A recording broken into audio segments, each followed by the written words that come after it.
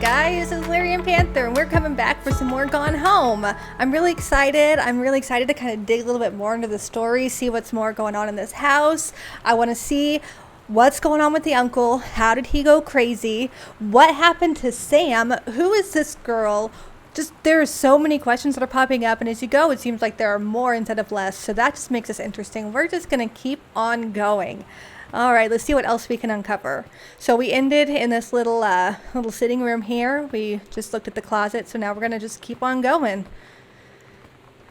We came from this direction here, so we're just going to keep going straight, see what's down here. This house is huge. Absolutely huge. Coupons. Okay. We're going to save on some tortilla chips. So we're couponers. Examine pamphlet. U.S. National Forestry Manual. So it seemed like Mom worked with some sort of nature. Her mug was something to that nature. So this kind of makes sense. What does that sound? All right. Well, let's just keep going here. All right. What's this room? Okay. Let's just start digging around, I guess. We'll go in that door here in a bit. And this is a huge house, but they seem to have the stuff to fill it. They got a lot of stuff. What's this? Read assignment. Reproductive system worksheet. Yeah, we're not going to go through all of these, but... okay. A minstrel cycle. A novella. The early morning of September 1st, 1939. Essa Glatz stares at the window of the train as it travels from Vienna back to her home village of Wylam in Poland. As the train rambles along and the sun rises over the countryside, she can only think of her dear Borislav, the boy she is engaged to wed. Meanwhile, deep within her guts, an ovum starts to develop. Essa's train approaches its destination. Her heart races. The lining of the uterus is getting thick and soft. As Essa steps off the train, her eyes dart quickly across the gathered crowd. Then, there, her dear Boris, still in his baker's smock. He must have dropped his early morning duties at his father's shop to come meet her. Her heart skips a beat. The ovary releases the ovum. It travels through the fallopian tube. Over the wheezing of the steam engines, a deep hum grows. It's coming from the sky. Dark shadows pass over the station. A whistling sound. Essa, her thoughts only a second faster than the bombs, reaches out toward her dear Boris across the crowd. Their eyes lock, and the moment freezes. The flash and smoke envelops him almost instantly. In the assault by German forces, almost 75% of the people in her hometown are killed. The rest, including Essa and for a time Borislav, huddle in a half-destroyed church. He is blind, his legs are missing, bandaged with torn bedsheets. Essa's egg will not be meeting a sperm. It dissolves. About 2 weeks later, Boris loses his grip on life. Essa has given up her rations to keep Boris alive, but in the end, nothing can save him. Since the lining of the uterus is not needed for pregnancy, it comes out through the vagina. Essa vows to survive. She sets off to join the Polish resistance as a daring spy and saboteur. Another ovum starts to develop in one of the ovaries, and the process begins again. It is incredible how the female body knows how to prepare for pregnancy. And then Simi. I guess a teacher did not like her take on an essay there. I mean, it seems like she got all the points across. Yeah, she was supposed to... Oh, here we go. So she was supposed to do this and rewrite one of the stories. Oh, hilarious. Okay. So, I mean, I don't know. It seemed like she did it just because she changed it up a little bit. She still did what she was supposed to. World history. Okay. Anything in here?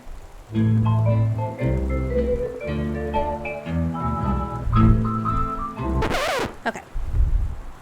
Enough of that. We got the bar. Everyone needs a bar. Let's read the letter. Dear Mr. Greenbrier, I write to inform you that unfortunately Mercury Books will be unable to publish your follow-up to The Accidental Pariah. Despite the low sales of The Accidental Savior, we went ahead with publication of the second book in hopes of the John Russell series catching on. Okay, John Russell, I think that was the crumpled up pages that he had. I think that was that story. So it looks like he was trying to continue with it, but it's not going well. However, sales of the second book have in fact been lower than those of the first, and so our stewardship of the series must end here. It has been a pleasure working as your publisher, and we wish you and John Russell the best in your future endeavors. So yeah, he started it and it just didn't go well. Dad's second book, The Accidental Pariah. So there we go. He was writing a series there. I can grab the bottle. I want to drink it. Let me drink it. Okay. I mean, come on, if she's old enough to go live in Europe for a year, surely she's old enough to drink some whiskey, right? Got some shot glasses. Secret bottle there. Still more. Got some vodka there. Alright. So that's all there. What's in this door? Another closet. Man, this house has a lot of closets. I'm kind of jealous. My house does not have nearly that many. Oh, that was in the other one too. It was a bunch, must be like a bunch of his unsold books, The Accidental Pariah. Oh, that's a slap in the face. Samantha, please give this to your mother. Janice, thank you for having Danny over to your new home. He has missed having his friend Samantha in the neighborhood very much. Danny asked if he could lend Samantha his Nintendo Street Fighting tape, and I gave my permission. He needs to spend less time with those games anyway, no hurry returning it. Let Samantha know that she is welcome back to our house to visit any time. Sincerely, Mary Schutz. When you live in one place your whole life, your next door neighbor is kind of like your default friend. And Daniel only got weirder over the years. Aww. So moving away has been a good excuse to, not see him anymore. But he did always have the good Nintendo games. Maybe I'll give him a call. Default friends that you want for his Nintendo. Oh, here's the accidental savior. Oh, Sam. I already like you. You're funny. Read note. Katie, please tell Mom and Dad sorry about the stuff that's missing. Sam. Oh, okay. Interesting. Some more coupons, tissue box. What's in here? Just some highlighters. Anything I can grab? No. Next one. Read note. Hi, Lonnie. So if you wanted to come over to my house still this afternoon, that would be cool. I can drive. It's kind of far, but I can drive you home too, so hopefully that's fine. Right back and leave this in my locker if you still want to, and we can meet in the parking lot after 6. Samantha. Yeah, I'm totally in. See you there. Then I'm really going to kick your butt. Get ready. So this is that street fighting game. Lonnie? So I wonder who Lonnie is. Oh, here we go. So you know what they say about the best laid plans of mice and men? Yeah, turns out it applies to Street Fighter too. At least I worked up the courage to walk into the 7-Eleven and ask for a turn, but all that practice at home did not exactly translate in the wild. So after I was finished getting my butt kicked, I followed them outside while they smoked. And that was when she asked me if I was that psycho house girl. Of course. But then she said she's always really wanted to see the psycho house. Her name is Lonnie. She's coming over tomorrow. Oh. Okay, well there you go. So we're learning a little bit more. Lonnie wanted to see the psycho house. Does that have anything to do with the story? I don't know. We'll see. But Lonnie's the girl. She must be the girl in the photo. All right, so we got some more crumpled paper here. Katie, please, whatever you found, don't tell Mom and Dad. The attic. Oh. Well, we'll be going up to the attic at some point. Okay, I can't get into that door. I guess we'll probably have to come back there. All right, well, let's start looking in the other side. See what we can find in the psycho house. I'm really glad we live in the psycho house. Yeah. It's a good thing to come home to, you know. Come home to the psycho house. No one's here. Lots of weird notes everywhere. What's this? Okay, so there's Mom, conservationist. Grab board game. Over the Alps. Aw. Mom really likes that stuff. And pick up one of my trophies. Oh, there we go. Track and field finals. What's that? Hecho en Mexico. Made in Mexico, I think. Pick up my old track trophy. Alright, so Katie does track. So that's good to know. That means if something crazy goes on and I have to run, I'm probably going to be able to. See, I'm not worried. There's nothing crazy that's going to happen, and if there is, I can get away because I run track. Read letter. Dear Jan, it's so good to hear from you again. So Jan's mom. It's so good to hear from you again. All this new house business sounds like quite the adventure. Remember the little dorm room we shared freshman year? When we were miserable, fantasizing about our dream homes, I always said I wanted a mansion. You said you wanted a home in the woods. Look who got both. Somebody up there likes you. I could use some of that magic. Send me some lotto numbers, I'll play them, seriously. But I shouldn't be complaining about this good old split level we've had since Bob got transferred to Winnipeg. We just got new vinyl siding. Jealous yet? Let me know if you ever want to trade places. So how are the girls doing? Has Katie left on her big European adventure yet? Speaking of jealous, right back soon. I miss you, Rumi. Oh, that's cute. Alright, so Mom still keeps in touch with her college dorm mate, it looks like. Okay. What's in there? Anything? Nope, nothing there. Anything in this one? No. Alright. Oh, that door is locked too. Alright, so I guess that means it's time to start upstairs. Let's see what we have. Got a little bit of wallpaper coming up there. Nope, the house is defective. Send it back. We don't want it. No one wants a defective house. Torn up wallpaper. Jeez. Okay. Controlled burn scheduled for Boone County. Boone County. Plumes of smoke will rise above the northeastern region of Boone County over the better part of next week as part of a Forestry Service run controlled burn of overgrown sections of the Flintlock National Forest. Forestry crews have been preparing the area for months. The burn operation will take place between 8 a.m. and 5 p.m. on Monday, Tuesday, Wednesday, and possibly into Thursday, depending on speed of progress, according to the Forestry Service. In addition to removing dead and overgrown vegetation that can lead to wildfires in drier months, the operation will serve as a valuable training tool for the forestry and firefighting personnel involved, said senior conservationist Janice Greenbrier. Smoke will likely linger in the area through the following weekend. All right, so Janice was in the paper, and they took a little clipping. Oh, that's cute. Okay, we got another pack of cards there. All right. Let's see. Let's turn on the lights. What do we got here? We have a comb, personal calendar, weekly planner. Monday, couples bowling. Wednesday, cooking class, take apron.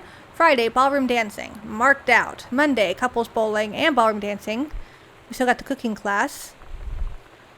Ballroom dancing, some of those are marked out. And then cook the big meal for Terry and Fam. Okay, so this must be Mom's then. She's learning to cook and doing some ballroom dancing there. That's cool. Examined form. Notice of temporary personnel transfer. Bruce Pendleton, head of personnel, State Forestry Service. To aid in the upcoming prescribed burn operation, a ranger with expertise in the procedure is being transferred to the station at Flintlock National Forest effective 9/2/94. Please see attached personnel file. The overseeing officer at Flintlock Forestry Station, Senior Conservationist Janice Greenbrier, is charged with the supervision of transferred personnel. The duration of transfer will be based upon performance evaluation, as well as the recommendation of the overseeing officer. Alright, so she's in charge of making sure everything goes well with that and with the new employee. Anything here? Let's see, we got a cassette case. It's weird hanging out with girls. Daniel was around ever since I was little, and other girls? I don't know. But being around Lonnie is like instantly just right. I gave her the grand Psycho House tour and took my revenge on Super Nintendo. And it was like, I don't know. I finally found someone I feel normal around. Aww. I drove her home and she gave me this tape and said, "You have got to listen to this." I haven't stopped playing it since. That must be the cassette downstairs. Oh, that's so cute. Oh, she got a friend. Caution, radiation area. Keep out. Is this Sam's room? It's a little bit messy, Sam. What are you doing here? Okay. Let's see what we got. Clothes. More clothes. And a cassette. Let's put it in. Or is this the tape?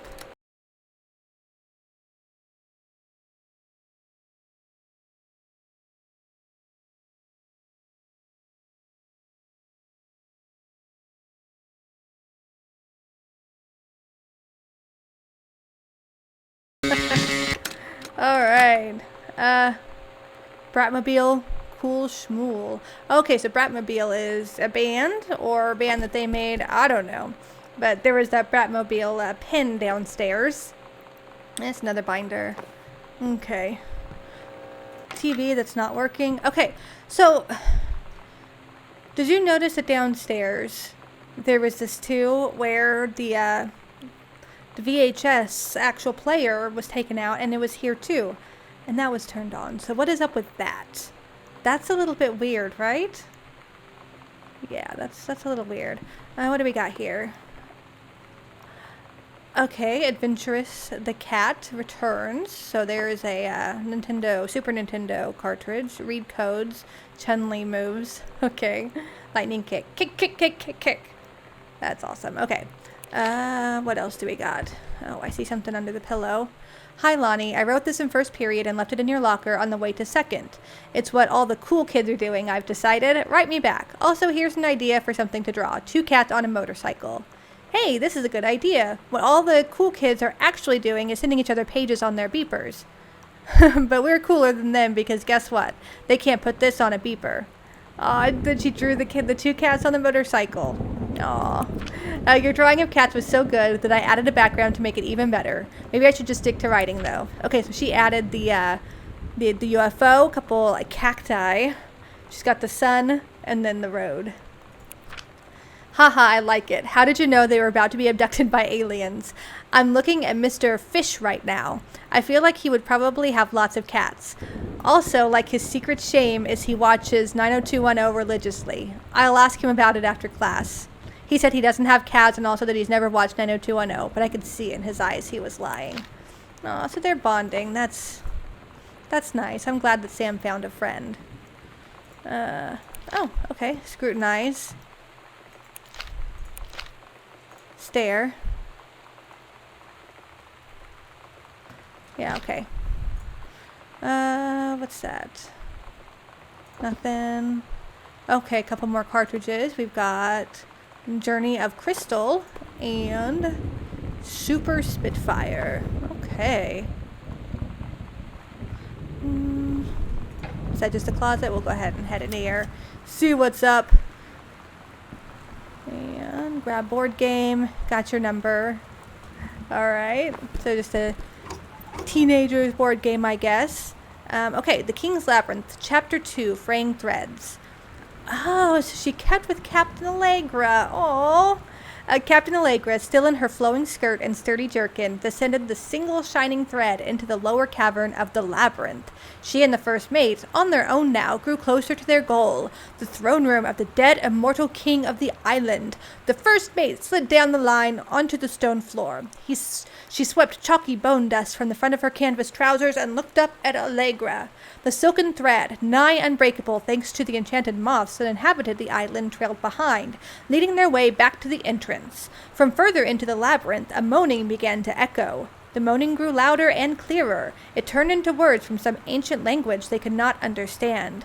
The king's cursed voice. The hairs on Captain Allegra's arms stood on end. She looked back at the first mate, whose eyes remained locked on the blackness of the passage for a moment too long before noticing the captain's gaze. The first mate nodded silently ahead. Following the king's ghostly song deeper and deeper into the labyrinth, they came upon a rocky gap spilling forth otherworldly blue light. The great basin of the dead king's throne room lay below. Skeletal in rotted robes, the king was hunched over the blue orb topping his royal scepter. Shadows of his bony fingers danced on the walls like ghouls. As he sang, wailing souls flowed in, one by one, through the cracks in the cave walls, pulled into the orb, causing it to glow brighter and brighter. Behind the king, a long staircase, hewn from rock, led down into the chamber from a passage at the top. Allegra said, "We have the advantage in numbers. I will draw his attention and then you," but the first mate interrupted. "No, I am smaller and quicker, and you know of dealing with mystic energies like these. I will circle to the other side, get the king's attention, and lead him on a merry chase." She held up the silk line, all traced by this invincible thread, of course. Allegra said, "It is a good plan, but perhaps we should go together." The first mate shook her head. "You know this is our best chance. Don't be afraid for me." They grasped hands and exchanged 3 tight squeezes, their palms growing warm. The first mate tied the shining thread to the belt of her trousers, gave a quick salute and a wink, and dashed off. Allegra waited, staring vigilantly across at the top of the stairs where the first mate was to appear. The king continued his... Wait, no. No! The singing stopped. The king turned and began walking up the stairs. Allegra wanted to call out, to do anything to stop the first mate from running headfirst into danger. She tried tugging on the line to signal her. No use. The king was nearly at the top of the stairs when the first mate burst through the passageway. She skidded to a stop. Even from across the yawning basin, Allegra could see the first mate's eyes grow wide. She turned and ran. Summoning his undead power, the king left the ground, levitating, gliding behind her with distressing speed. From some dank passage much too far away, Allegra heard the first mate scream. She was already running toward the sound. The line in Allegra's hand went taut, then shuddered. It fell slack to the stone floor. As Allegra ran, she was gathering line, twisting it around her arm. She came to its end. The unbreakable thread dangled limply, its end shredded and frayed in her hand. She tossed it to the ground and ran. So it's changed a little bit, but yeah. So Sam is going to be a writer too. That's really nice. What is it? Man, Sam had this in like 4th grade.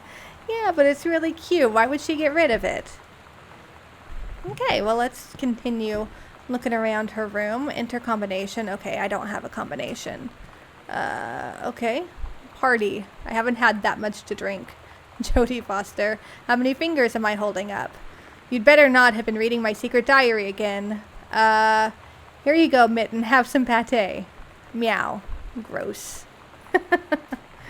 Oh. Okay. What do we got here? Oh, press C to crouch or control. Ah. Read slip. Name Samantha Greenbrier, year 11, teacher Fletcher, period 5. Shop 1, metalworking engraving, C-. Not a challenging assignment, metal plaque for a family portrait, reasonable subject but not complex. When I said that mom and dad should be replaced with parents' names, I did not mean just add them underneath. Acceptable leveling on edges, show more pride in work. Oh, that was that plaque on the portrait downstairs, and then it said, mom, and then it had Jan underneath it, and dad, Terry. Okay. Alright, I think that's all that's under here for right now, at least. We'll come over here. We got... Turn the lamp on. Got all sorts of highlighters and pens. We'll crouch. What do we got here? Read brochure. The Brother 150. Of course, it's a Phaedrus, new for 1965. This is the one me and my dad are building. Want to go for a ride when it's done. Aww. That's nice. Grab Steggy? Stelly? Oh, she can't remember its name. Steggy. Yeah, it's Steggy. It's Steggy. Yep. Grab pillow. Okay, nothing there. What's that? Examine magazine. Groove. Kurt Cobain. And... No, I don't want the lip balm. I want the magazine. There's another Groove. So she was definitely into music. And she got her little pirate flag. I didn't even notice all of her stars up here. Oh, that's cute. Let's start looking over here. She's got her little, basketball thing here. Read brochure. Sam, I think the creative writing track would be perfect for you. Mrs. Blaylock. Okay, summer pre-college program for young scholars. Okay, English creative writing. The 3 students from each track will be offered a full scholarship for their first year at Reed. Okay, so one of her teachers maybe was trying to get her to do that, to get a scholarship. That was nice. And I mean, it's in creative writing, so obviously they saw something in her there. Okay, anything here? We just got some books here, some classics. What else do we got? Goodfellow High School disciplinary referral. Mrs. Benchley observed Miss DeSoto wearing a t-shirt with an unacceptable image on the front, a large beer can labeled Pabst Blue Ribbon. Miss DeSoto was sent to guidance counselor's office. Miss DeSoto was given the option to turn her shirt inside out, change it to a shirt from her gym locker, or be suspended for the rest of the day. Miss DeSoto chose suspension. Her father was called, but there was no answer and no answering machine. Miss DeSoto may return this form tomorrow, signed by her father. Student name Yolanda DeSoto, Lonnie. Okay. So this is her friend Lonnie. She didn't get a parent's signature. So why is it in Sam's room? I guess Lonnie doesn't really care. It kind of seems like. Alright, I don't see anything else here. Oh, there's a button. The Misfits. Okay. Let's see what's in here. Okay, so it's just another door here.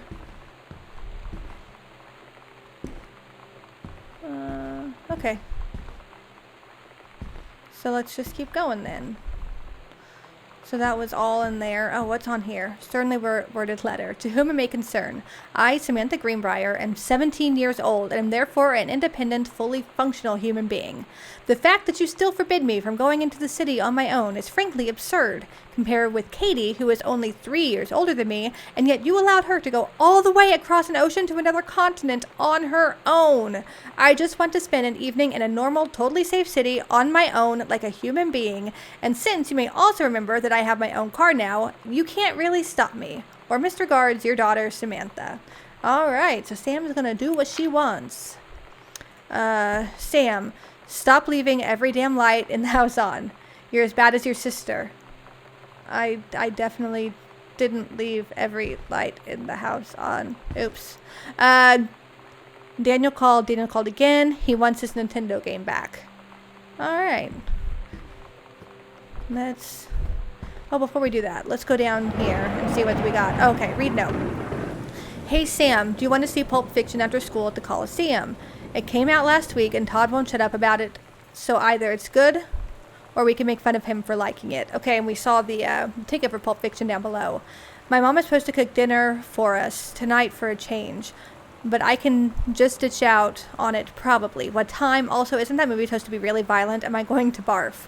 According to Todd, it is pretty hardcore. I guess Uma Thurman gets stabbed in the heart with a heroin needle, so that's kind of hilarious. Also, something about cheeseburgers is important. Todd wants to see it again. 7:15 okay? Don't barf. Haha, alright, see you then. Barf. Alright. So who is Todd? Is that just another friend? Let's see. What do we have in the bathroom? Open up the cabinet. Lonnie rules. Aw. So we've got the Band-Aids, toothpaste, nail polish. Turn the water on. Anything down here? No. A hairbrush, soap. We'll flush this toilet too. You never know. Is that blood or... Lonnie brought her hair dye over today. Ah, okay. She said, I need to fix these roots. Think you could help? Dyeing hair is weirdly intimate. I don't know if I've touched someone else's scalp before. That's pretty intimate, right? Aw. It felt intimate. I think she's in love with Lonnie. We looked in the mirror together after, and I expected her to say something about how it looked crappy or good or whatever. But that's when she said, you're so beautiful. Aww. And she was looking at me. Right in that moment, I wanted to say something, but I waited. And the moment was gone. Oh, that's sweet. Okay. Well, so we stay in the bathtub. That's pretty normal. Okay. Guess this one's broken. Okay. What else do we got? So nothing in here. Alright. Well, it looks like that's probably about where we're going to have to stop for this one. It's kind of hard to stop. This is really interesting. I want to see what else is going on. I don't know. If you guys like it, go ahead and let me know in the comments. I'm really enjoying this. If you have any thoughts or anything like that, go ahead and tell me. See if you have any theories for what's going on. If you've seen this before, if you played it before, don't give any spoilers. No spoilers here. None. All right. Anyway, thank you guys again so much for watching. Bye.